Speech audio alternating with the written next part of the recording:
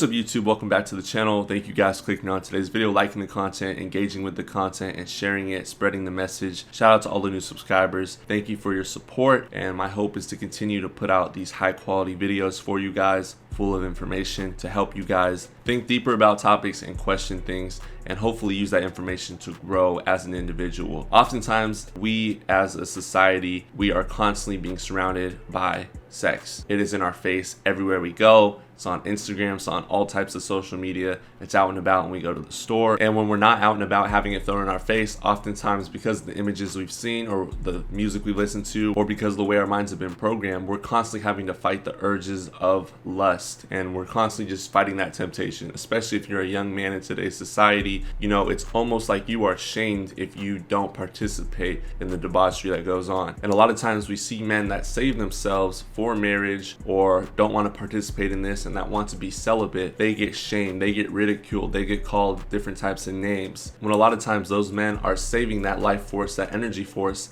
and using it towards productivity within themselves instead of just, spilling it out and sharing it with strangers. But those men get shamed for that when those men are sacrificing a lot and they're building internal strength and tolerance towards having a stronger mindset moving forward into the times we're going towards. So with no further ado, I wanted to play a clip for you guys from Think and Grow Rich by Napoleon Hill. It's a short segment and hopefully it is informative and enlightening to you guys.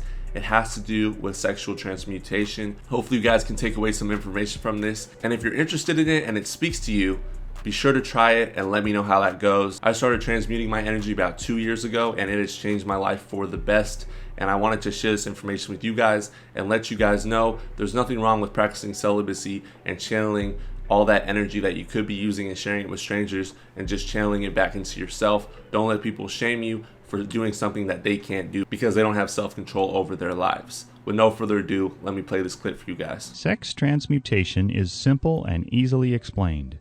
It means the switching of the mind from thoughts of physical expression to thoughts of some other nature. Sex desire is the most powerful of human desires. When driven by this desire, men develop keenness of imagination, courage, willpower, persistence, and creative ability unknown to them at other times. So strong and impelling is the desire for sexual contact that men freely run the risk of life and reputation to indulge it. When harnessed and redirected along other lines, this motivating force maintains all of its attributes of keenness of imagination, courage, etc., which may be used as powerful creative forces in literature, art, or any other profession or calling, including, of course, the accumulation of riches. The transmutation of sexual energy calls for the exercise of willpower, to be sure, but the reward is worth the effort. The desire for sexual expression is inborn and natural. The desire cannot and should not be submerged or eliminated, but it should be given an outlet through forms of expression which enrich the body, mind, and spirit of man. If not given this form of outlet, through transmutation, it will seek outlets through purely physical channels. A river may be dammed and its water controlled for a time, but eventually it will force an outlet. The same is true of the emotion of sex. It may be submerged and controlled for a time, but its very nature causes it to be ever seeking means of expression. If it is not transmuted into some creative effort, it will find a less worthy outlet. Fortunate indeed is the person who has discovered how to give sex emotion an outlet through some form of creative effort, for he has, by that discovery, lifted himself to the status of a genius. The men of greatest achievement are men with highly developed sex natures, men who have learned the art of sex transmutation. The men who have accumulated great fortunes and achieved outstanding recognition in literature, art, industry, architecture, and the professions were motivated by the influence of a woman. When driven by this emotion, men become gifted with a superpower for action. Understand this truth, and you will catch the significance of the statement that sex transmutation will lift one to the status of a genius. The emotion of sex contains the secret of creative ability.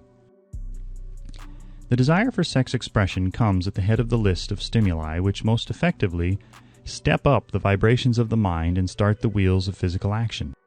The emotion of sex is by great odds the most intense and powerful of all mind stimuli. Transmutation of sex energy may lift one to the status of a genius. A man who has discovered how to increase the vibrations of thought to the point where he can freely communicate with sources of knowledge not available through the ordinary rate of vibration of thought. Are there known sources of knowledge which are available only to genii? And if so, what are these sources, and exactly how may they be reached? Genius is developed through the sixth sense. The reality of the sixth sense has been fairly well established. This sixth sense is creative imagination. The faculty of creative imagination is one which the majority of people never use during an entire lifetime, and if used at all, it usually happens by mere accident. A relatively small number of people use, with deliberation and purpose of forethought, the faculty of creative imagination. The faculty of creative imagination is the direct link between the finite mind of man and infinite intelligence. All so-called revelations referred to in the realm of religion, and all discoveries of basic or new principles in the field of invention, take place through the faculty of creative imagination. The creative imagination functions best when the mind is vibrating due to some form of mind stimulation at an exceedingly high rate. That is, when the mind is functioning at a rate of vibration higher than that of ordinary normal thought. When brain action has been stimulated, it has the effect of lifting the individual far above the horizon of ordinary thought. When lifted to this higher level of thought, through any form of mind stimulation, an individual occupies, relatively, the same position as one who has ascended in an airplane to a height from which he may see over and beyond the horizon line, which limits his vision while on the ground. Moreover, while on this higher level of thought, the individual is not hampered or bound by any of the stimuli which circumscribe and limit his vision while wrestling with the problems of gaining the three basic necessities of food, clothing, and shelter. He is in a world of thought in which the ordinary workaday thoughts have been as effectively removed as are the hills and valleys and other limitations of physical vision when he rises in an airplane. While on this exalted plane of thought, the creative faculty of the mind is given freedom for action. The way has been cleared for the sixth sense to function. It becomes receptive to ideas which could not reach the individual under any other circumstances. The sixth sense is the faculty which marks the difference between a genius and an ordinary individual. The creative faculty becomes more alert and receptive to vibrations originating outside the individual's subconscious mind. The more this faculty is used, and the more the individual relies upon it and makes demands upon it for thought impulses. This faculty can be cultivated and developed only through use. That which is known as one's conscious operates entirely through the faculty of the sixth sense. The great artists, writers, musicians, and poets become great because they acquire the habit of relying upon the still small voice, which speaks from within through the faculty of creative imagination. The method by which he does this varies with the individual, but this is the sum and substance of his procedure. He stimulates his mind so that it vibrates on a higher than average plane. He concentrates upon the known factors, the finished part of his invention, and creates in his mind a perfect picture of unknown factors, the unfinished part of his invention. He holds this picture in his mind until it has been taken over by the subconscious mind, then relaxes by clearing his mind of all thought and waits for his answers to flash into his mind. Sometimes the results are both definite and immediate. At other times the results are negative, depending upon the state of development of the sixth sense or creative faculty. The human mind responds to stimulation. Among the greatest and most powerful of these stimuli is the urge of sex.